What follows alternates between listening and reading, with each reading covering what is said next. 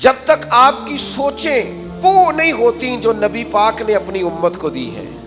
میری تقریریں سمجھ کے باتوں کو سنا نہ کرو، تھوڑی دیر ڈیرا ڈال کے تو دیکھو بھلا وہ سوچیں کیا ہے۔ یعنی سوچ یہ ہے کہ ایک میدان کے اندر چند صحابہ زخمی پڑے ہیں اور گرمی ہے اور جنگ ہے اور پیاس ہے اور جسموں پر زخم ہے اور تکالیف ساری ہیں، تو ایک شخص نے پانی کا پیالہ پیش کیا ایک زخمی کو۔ سوچ قومی ہے، دکھ سکھ سانجے ہیں، مزاج میں وحدت ہے، طبیعت ایک دوسرے کے بارے میں سوچتی ہے، دل دوسروں کے لیے دھڑکتا ہے۔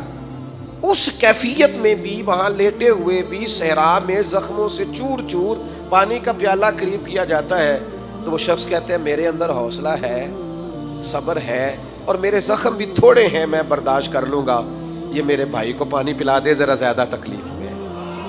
یہ سوچیں، آپ سمجھیں یہ کیا ہے، اس درد کو آپ محسوس کریں یہ کیا ہے۔ یہ جب تک پہ یہاں تو ایک دکاندار کے ساتھ دوسرے کی دکان پڑ جائے تو وہ کہتا ہے میری تو شاید روزی یہ نہ لے جائے کہیں معاذ اللہ۔ سوچیں اتنی گھٹن والی ہوتی ہیں۔ قومی وحدت پیدا کریں، ایک دوسرے کا درد محسوس کریں، ایک دوسرے کے بارے میں تھوڑا سوچیں۔